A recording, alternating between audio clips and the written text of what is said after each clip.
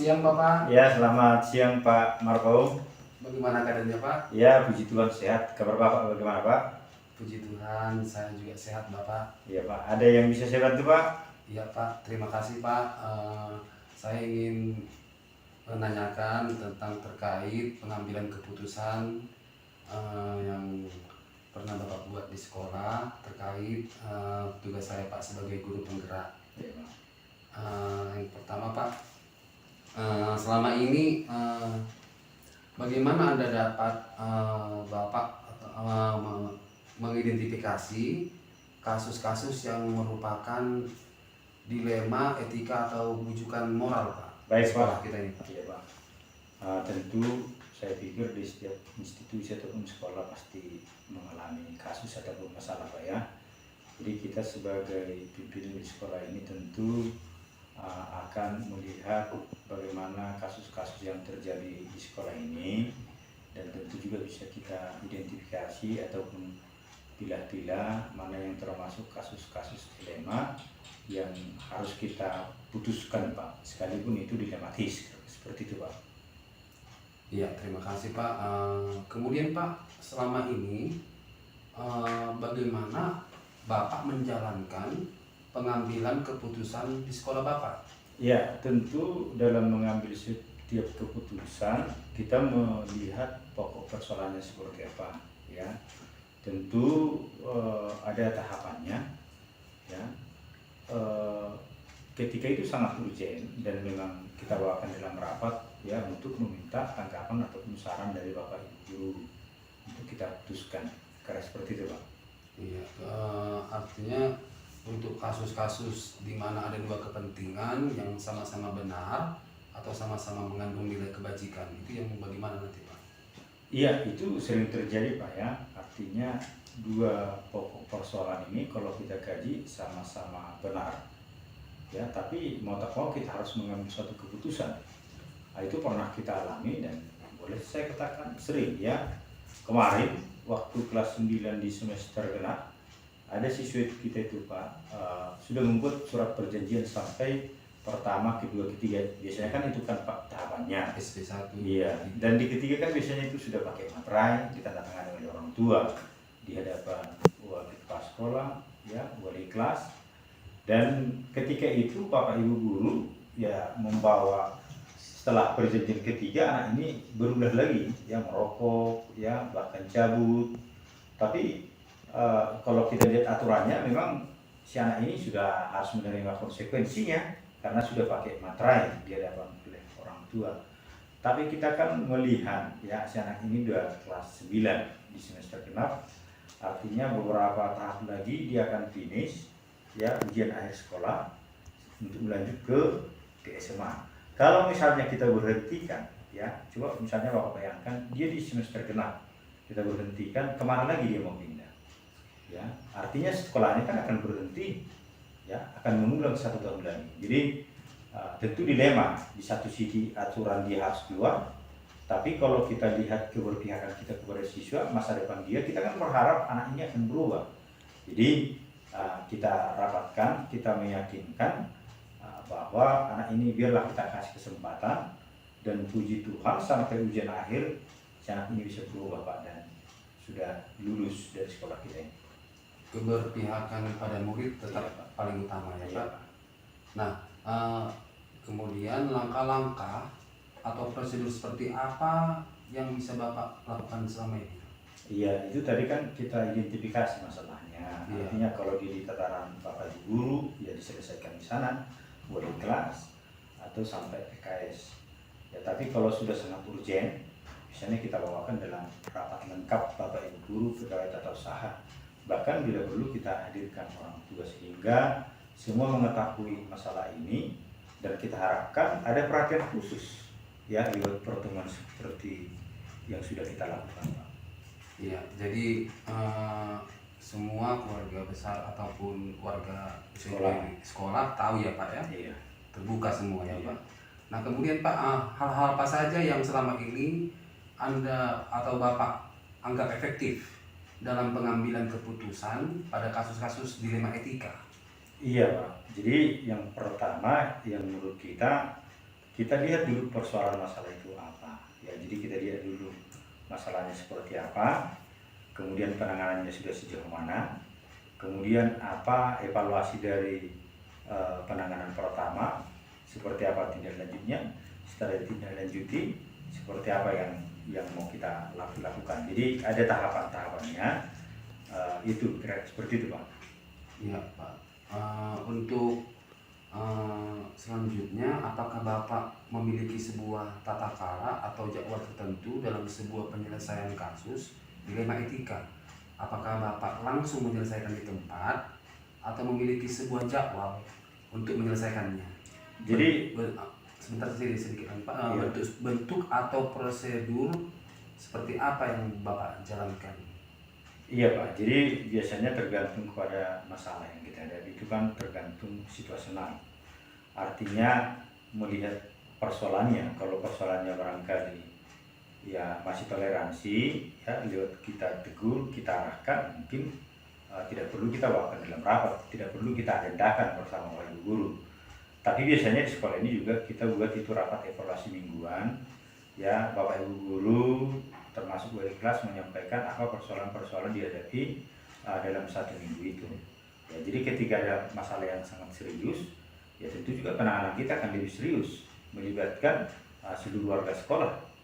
Ya, bila perlu misalnya ketika itu sudah sangat urgent, ya komite juga bila perlu harus kita libatkan. Tapi puji Tuhan, saya pikir selama ini kasus-kasus yang ada di sekolah kita ini masih bisa kita tangani internal bersama orang tua dan ada solusinya. Berarti Pak, semacam jikalau ada tuh masalah yang urgen, untuk penjadwalan pemanggilan orang tua, penyelesaian bersama guru BP itu terjadi Pak ya, penjadwalan. Iya. Pak ya. Oke. Kemudian Pak, apakah seseorang atau adakah seseorang atau faktor-faktor apa yang selama ini mempermudah atau membantu Bapak dalam pengambilan keputusan dalam kasus-kasus dilema etika? Iya, Pak, di sekolah kita ini kan Pak ada strukturnya, ya ada wali kepala sekolah, ada wali kelas, ya ada kesiswaan. Jadi kolaborasi nih Pak, ya jadi kita berkolaborasi, kita menerima pandangan-pandangan ataupun masukan, ya tentu yang kita harapkan kan perubahan Pak, karena kita tidak bisa lepas dari yang namanya masalah, ya sedangkan di keluarga saja yang kecil pasti ada masalah kan Pak, apalagi ini di sekolah kita ini. Jadi struktur itu kita manfaatkan Pak, ya kita berdayakan, kita berkolaborasi sehingga persoalan itu lebih mudah kita tangani Pak. Baik Pak. Terakhir nih Pak, terakhir dari semua hal yang telah disampaikan, pembelajaran apa yang dapat Bapak petik dari pengalaman Bapak dalam mengambil keputusan dilema etika, Pak? Baik, yang pertama bahwa masalah itu manusiawi, Pak. Semua pasti pernah melakukan kesalahan, kesilapan, baik sebagai siswa, sebagai guru, sebagai tata usaha, bahkan sebagai kepala sekolah, bahkan sebagai orang tua juga barangkali, Pak. Ya, jadi kita harus kadang memposisikan diri, ya kita memposisikan diri bagaimana ketika kita di posisi itu, ya. Akhirnya dengan seperti itu akan ada rasa simpati dan empati sehingga kita membutuhkan kesabaran, ya jangan langsung menjas seperti itu Pak. Jadi kesabaran dalam penanganan itu dan menyadarkan bagaimana kita lebih memahami dan menyadarkan sehingga yang membuat masalah itu sadar akan apa yang dilakukan. Dan tentu setelah ada kesadaran kan Pak akan ada perbaikan, semacam refleksi, ya bahwa tindakan saya ini kurang tepat, maka saya harus seperti ini. Jadi itu menjadi refleksi dan pembelajaran berharga bagi kita semua itu Pak. Baik Bapak, terima kasih buat wawancaranya terkait mengambil keputusan. Mudah-mudahan semua warga sekolah Bapak, khususnya anak didik, dapat menjadi generasi bangsa yang mempunyai karakter yang bagus dan hebat. Terima kasih Bapak sekali lagi. Baik Pak, untuk tetap acara ini. semangat melaksanakan tugas-tugasnya Pak. Sama-sama Pak. Terima kasih Pak. Iya Pak, sama-sama Pak.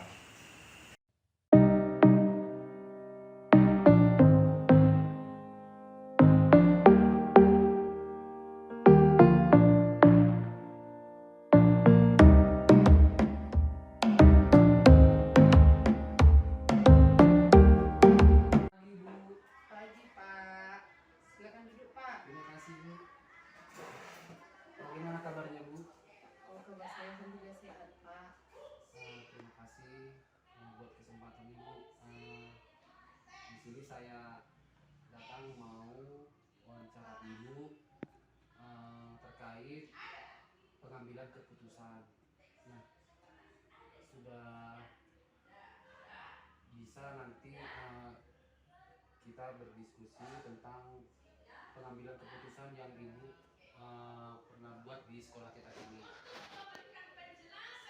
Nah, ada beberapa pertanyaan dulu yang mau ingin saya sampaikan. Yang pertama yaitu selama ini bagaimana Ibu dapat mengidentifikasi kasus-kasus yang merupakan dilema etika atau bujukan moral? Oke baik Pak.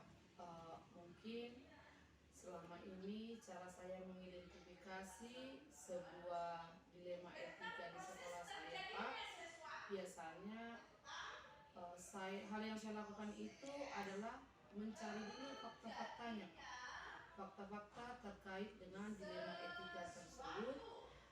Kemudian saya juga menentukan atau mencari tahu benar atau salah dilema etika yang terjadi di sekolah saya. Karena Pak, sebenarnya dalam mengidentifikasi atau mengambil keputusan terhadap dilema etika ini kan banyak pertimbangan Pak, banyak hal-hal yang bertentangan gitu ya Pak ya. Misalnya di sini menyangkut kebenaran, kasih sayang, yaitu rasa keadilan. Jadi hal yang saya lakukan itu mengumpulkan fakta-faktanya. Ya, jadi dalam menyelesaikan masalah tersebut tadi Ibu berdasarkan data atau fakta yang sebenarnya itu ya. Iya. Baik Bu. Kemudian Bu, selama ini bagaimana Ibu menjalankan pengambilan keputusan di sekolah Ibu ini, terutama untuk kasus-kasus di mana ada dua kepentingan yang sama-sama benar atau sama-sama mengandung nilai kebajikan. Nah, Ya, baik Pak, bagaimana cara saya mengambil keputusan di antara nilai kebenaran dan kebajikan ya Pak ya. Nah, langkah pertama tadi yang saya lakukan yaitu saya mempertimbangkan dulu eh, kira-kira tadi fakta benar atau salahnya di mana. Yang kedua, langkah yang saya ambil yaitu saya harus menyesuaikan langkah yang saya ambil itu sesuai dengan visi misi sekolah saya, sesuai dengan peraturan yang berlaku di sekolah saya. Maka pada dasarnya saya mengumpulkan dulu semua rekan guru, bahkan melibatkan komite. Seperti kejadian belakangan ini di sekolah kami ya Pak ya, ada dilema tentang siswa yang ingin naik atau tinggal kelas gitu ya Pak ya. Nah di situ yang menjadi dilema adalah seorang guru memaksakan si anak ini harus tinggal. Nah di situ saya mengumpulkan semua rekan guru, di mana kami juga harus melihat berdasarkan peraturan, di mana pada peraturan kurikulum 13 tidak ada lagi siswa yang tinggal kelas gitu kan Pak. Nah kami mendiskusikannya, memberikan penerangan kepada guru tersebut untuk bisa menerima hal-hal tersebut Pak, sehingga pentingnya kolaborasi dalam mengambil keputusan ini sangat berpengaruh saya lihat Pak, karena kita juga dalam mengambil keputusan ini tetap melihat apa nanti dampaknya gitu. Dampak dari keputusan ini jangka panjang dan jangka pendek. kemudian Bu, langkah-langkah atau prosedur seperti apa yang biasa Ibu lakukan dalam penyelesaian masalah tersebut Bu? Misalnya rapat rapat guru, diawali dengan rapat guru, kemudian panggil orang tua, dibicarakan seperti langkah-langkahnya Bu. Ya, langkah-langkah yang saya lakukan Pak dalam pengambilan keputusan, yang pertama saya akan memberikan surat undangan kepada komite sekolah, karena menurut saya komite sekolah itu adalah perwakilan dari orang tua. Kemudian saya memanggil orang tua dari siswa yang bersangkutan. Kemudian saya mengumpulkan guru-guru untuk kami duduk bersama, membicarakan bersama. Kemudian langkah berikutnya saya tetap menitik beratkan kepada jangka panjang dan jangka pendeknya permasalahan ini Pak. Begitu. Jadi di dalam kolaborasi ini juga saya harus melihat kepentingan-kepentingan daripada masalah ini apa gitu Pak. Tetap kami mengambil kepentingan orang banyak daripada kepentingan pribadi. Gitu. Dan juga yang paling utama keberpihakan pada murid ya Bu. Iya, sekolah kami memang sesuai visi berpihak pada siswa. Baik. Kemudian Bu, hal-hal apa saja yang selama ini Ibu anggap yang paling efektif dalam pengambilan keputusan pada kasus-kasus pidana etika? Kalau hal yang paling efektif saya rasa Pak, yaitu tadi kolaborasi Pak. Karena dari kolaborasi itu kita bisa menerima masukan atau saran dari rekan guru, di mana agar tidak terjadi timpang tindih pada saat pengambilan keputusan. Iya. Selanjutnya Bu, hal-hal apa saja yang selama ini merupakan tantangan dalam pengambilan keputusan pada kasus-kasus dilema etika? Misalkan Bu, mungkin ada tantangan dari pihak luar atau orang tua. Ya, mungkin Pak, kalau tantangan yang saya hadapi dalam mengambil keputusan ini banyak ya Pak ya. Karena dalam pengambilan keputusan ini Pak, tetap juga kita melihat batasan etika, karena di sini juga bertentangan tentang kasih sayang, karena pasti ada yang merasa tidak senang dari keputusan itu Pak. Tapi tetap juga tantangan yang saya rasakan itu di saat mengambil keputusan itu mungkin pertimbangan Pak, antara ada yang tersakiti kah atau tidak gitu Pak. Kemudian tantangan itu kadang munculnya dari lingkup sekolah juga. Baik. Apakah Ibu memiliki sebuah tata cara atau jadwal tertentu dalam sebuah penyelesaian kasus dilema etika? Apakah Ibu langsung menyelesaikan di tempat atau memiliki sebuah jadwal untuk menyelesaikannya? Bentuk atau prosedur seperti apa yang Ibu jalankan? Iya, mungkin Pak kalau untuk penjadwalan khusus itu tidak ada ya Pak ya. Cuman di saat dilema etika terjadi di sekolah saya langsung mencari faktanya, saya mencari benar salahnya, lalu saya buat sebuah musyawarah di sekolah. Jadi mungkin jadwal itu tidak tertentu ya Pak ya. Mungkin kami akan langsung selesaikan masalah itu, kami duduk bersama, menghindari keterlarutan pada masalah tersebut Pak. Nanti jadi lupa atau terbengkalai gitu Pak. Mungkin schedule yang kami lakukan itu pada saat mengundang orang tua itu, jadwal di situ saja Pak. Iya, pemanggilan SP1, SP2, SP3 ya. Iya, Terjadwalnya di situ ya Bu. Terjadwalnya di situ. Iya. Tapi kalau untuk terjadwal menyelesaikan masalahnya, kami tidak memperlama Pak. Tapi paling kami kasih dulu peringatan pertama kepada si anak, kami kasih peringatan kedua. Jika juga tidak diindahkan, maka kami langsung berembuk duduk bersama. Ya. Kemudian selanjutnya Bu, adakah seseorang atau faktor-faktor apa yang selama ini mempermudah atau membantu Ibu dalam pengambilan keputusan dalam kasus-kasus dilema etika?